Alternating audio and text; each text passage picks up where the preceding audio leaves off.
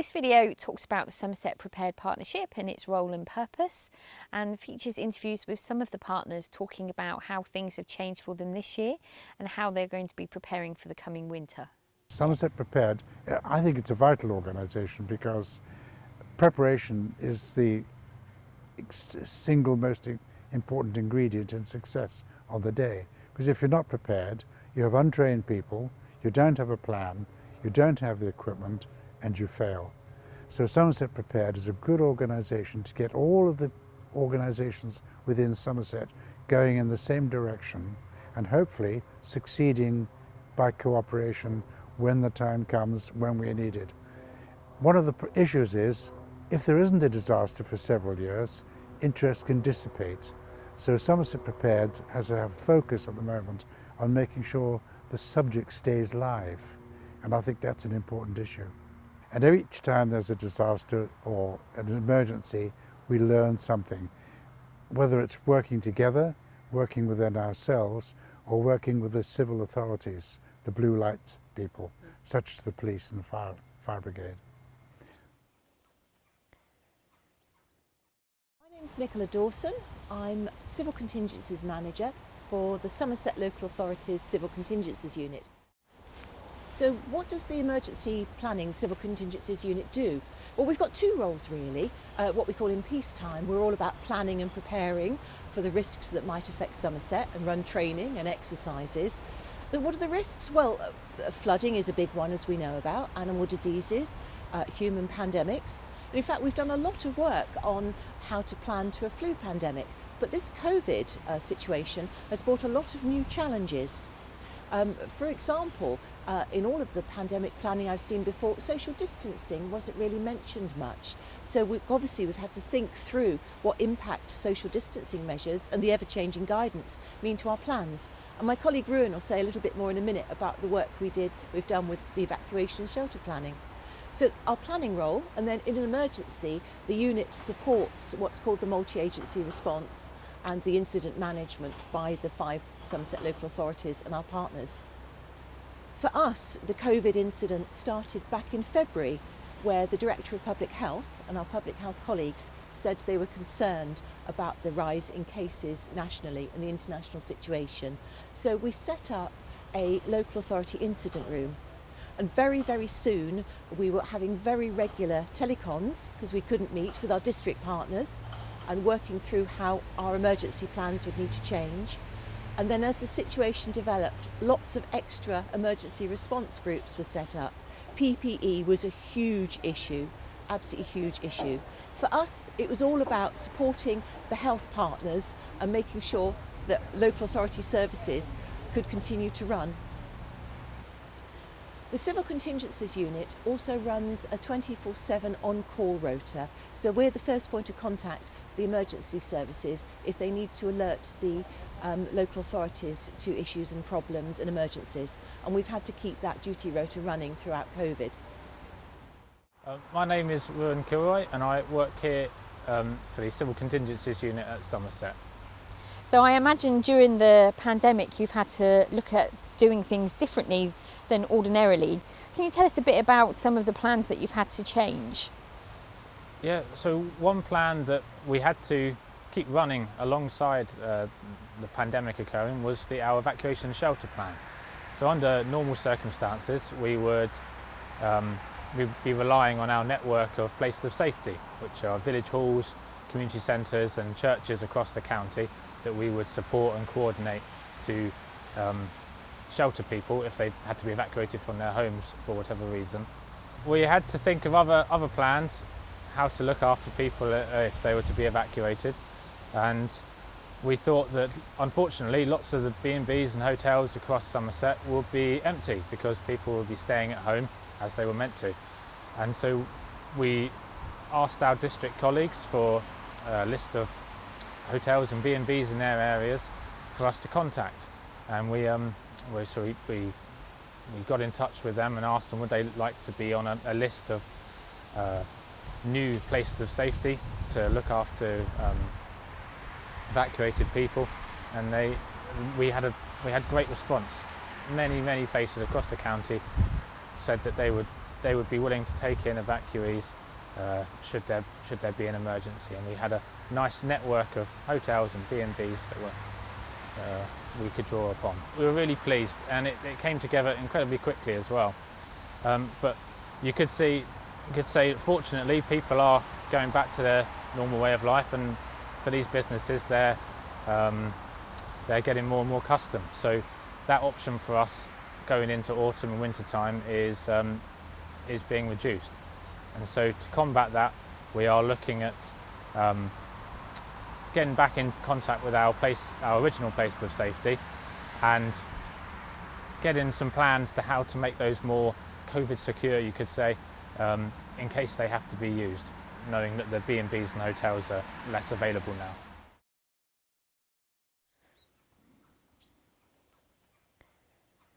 My name is David Welsh. I'm chair of a group of Rotarians who prepare for Rotary's ability to be able to assist the civil authorities in the event of an emergency when called upon to do so.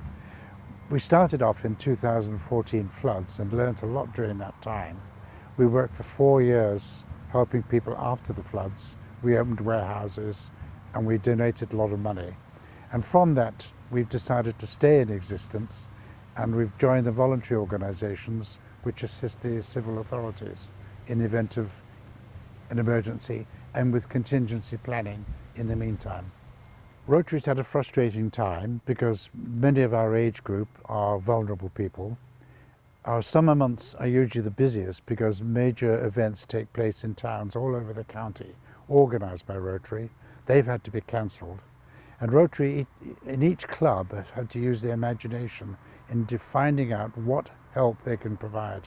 And I know that all of the clubs have donated almost all of their charity funds during the months, especially to food banks, which really were crying out for financial assistance.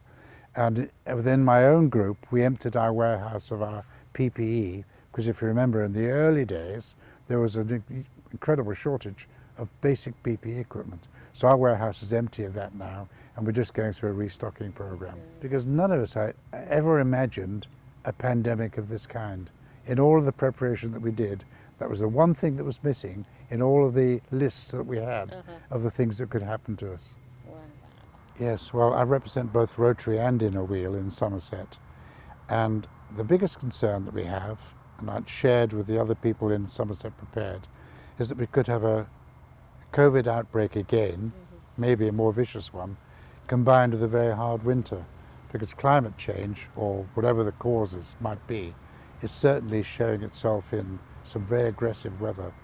So we're preparing ourselves by training and making sure that the plans that we share with Somerset Prepared and with the parish councils with whom they work and the other voluntary organisations are preparing us so that we can react reasonably quickly, well prepared and properly equipped this time.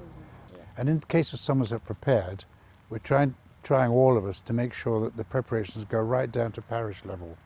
And a lot of parish councils have really responded rather well, but there are a lot of parish councils whom we still need to address, because it's the local guy in the house, in the village. He's the one who matters when you want things done quickly, especially if there are people who are either in the vulnerable stage or isolated stage and need support, even basic shopping.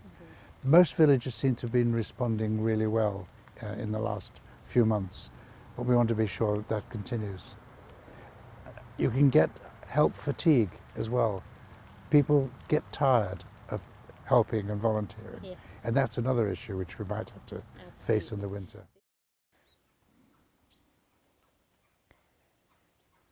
Hello, my name is Dawn James and I'm part of the community engagement team for Somerset Rivers Authority. Myself and my colleague Emma Gifford work across the whole of Somerset to work with communities to help to build their resilience to flooding. Obviously, resilience is a word that we hear talked about a lot, and it means different things to different people. But for us, it's about helping communities to understand the potential impacts of flooding, how to prepare for them and how to recover from them. So as a team, we've worked on a variety of projects, including the establishing of flood groups, supporting existing flood groups, the dissemination of the results from the insurance survey that was undertaken before we started. We're working on a telemetry project which provides communities with very localised flood alerts. And also we support other partners within the SRA with projects that they're doing, such as earlier in the year we attended public engagement sessions with the EA, we're looking at the work that they're doing at King Sedgemoor. What have been the things that have been hardest for you over the last 6 months? I think mainly the loss of being able to go out and work with communities in the way that we had just established, being a relatively new role, a new post for us both, that we had just started to work with new communities, talking about making plans for the remainder of the year, and obviously all of that was then put on hold and projects were paused. So obviously that's quite frustrating, but in the light of all that's going on, it feels like that was absolutely the right decision to make at that time for communities. Their priorities obviously were focused elsewhere. People's capacity has been completely taken up by the ongoing coronavirus situation. Absolutely rightly, that's been the thing that everyone's needed to focus on. And it just hasn't been appropriate to go out and talk about other types of emergency. However, going into winter, we need to be prepared for the possibility of intersecting emergencies. We need to continue to be COVID safe, whilst being aware that there could be other events that go on, such as flooding. We hope we don't get any flooding this winter, but we can't predict that. So that was one of the reasons why we wanted to still run an event this year. Normally Somerset Prepared runs a face-to-face event every year at Junction 24 near Bridgewater, and this year it feels more important than ever that we're offering those resources to communities, to parish councils, to prepare for the potential for other emergencies. So we decided that we would run an online event with video content and online training. But that has come with its own challenges, because we have had to learn lots of new skills in order to deliver that. I know that you've been very busy doing that, so maybe if you tell us a little bit about what that's involved.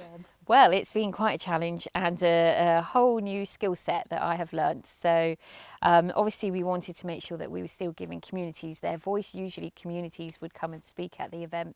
And this year in particular, so many wonderful things have happened in Somerset that we felt it was really important that we still go out and speak to communities, obviously at the correct social distance. So I've been undertaking interviews all around the county with various communities who have all worked terrifically in different ways, in the ways that suited their community to respond to the situation over the last 6 months. And it has been an absolute joy to go and meet these people. They have lifted my spirits in ways that I never would have expected.